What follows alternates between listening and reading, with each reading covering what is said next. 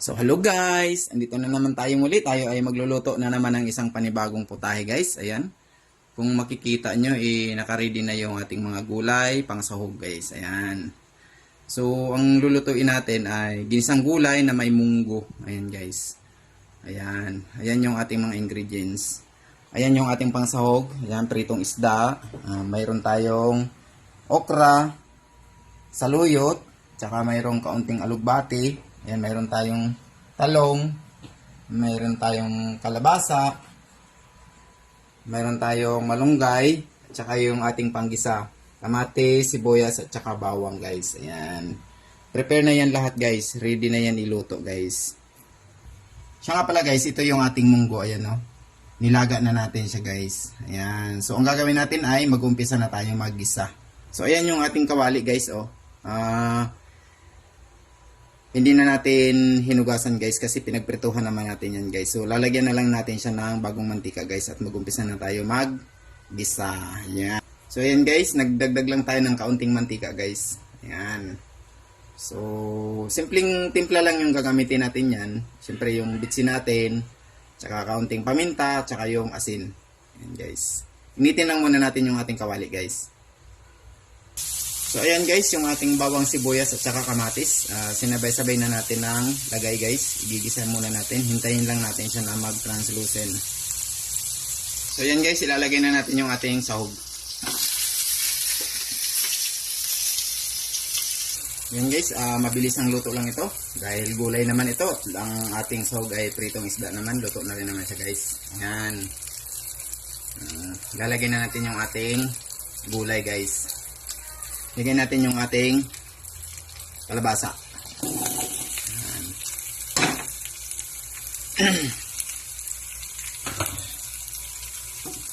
Guys. Lalagyan na rin natin yung ating munggo. Ayan siya guys oh. Sama na natin yung sabaw ni guys. Ayan. Actually kulang pa yung sabaw eh. Ayan no. Dadagdagan na lang natin siguro mga 1 cup or 2 cups. So ayan lang guys yung ating tubig na dinagdag, kaunti lang. 200 ml lang yun guys. So ayan guys, hintayin lang natin siyang kumulo. So ayan guys, nilagay na natin yung talong. Ayan, hintayin na lang ulit natin na magkulo siya guys. At mag-translucent siya. Ilagay na naman natin yung ating okra.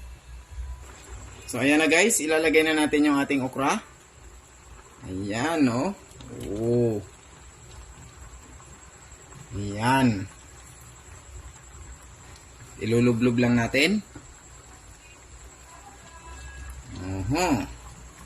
Kunting kimbot na lang yan guys. At yan ay matatapos na.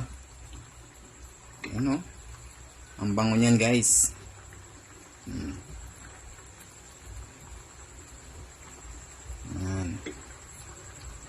So yung natitira na ating gulay is ayan na lang oh, yung saluyot, tsaka kaunting dahon ng alugbati at tsaka yung ating malunggay. Ayan guys. Halo-halo ng kaunti.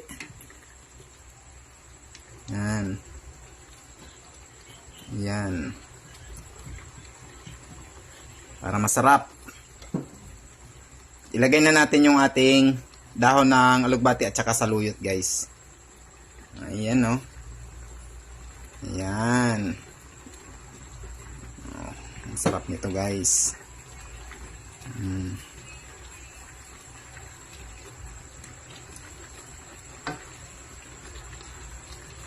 Yun na guys. At ilaglag na rin natin yung ating malunggay. Siyempre, hindi magpapahuli yan. Ayan no. Oh, di ba? Konting halo.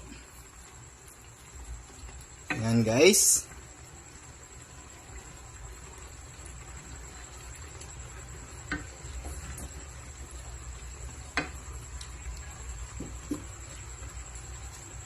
Ayan. At titikpan na natin kung sakto na ba yung ating timplang na ilagay guys. Kaunting bitsin, kaunting asin at saka kaunting paminta. Wala tayong ibang nilagay dyan guys.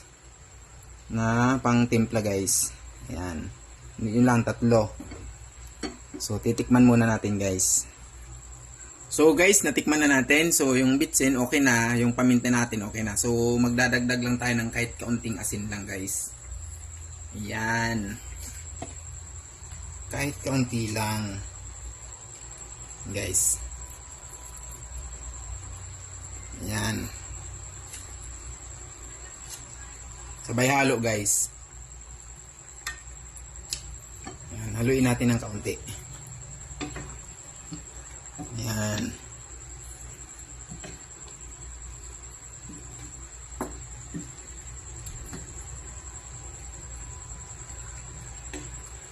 Ayan.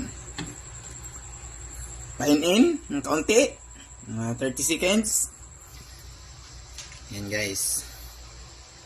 So, ayan na guys yung ating ginisang gulay na mayroong munggo, kalabasa, okra, malunggay, alugbati at saka saluyot guys. Ayan. Tsaka yung sahog natin yung ating pritong isda. So, tara guys, samahan nyo kami ngayon sa aming hapunan. At yan yung ulam namin guys. Ayan. Tara, kain tayo.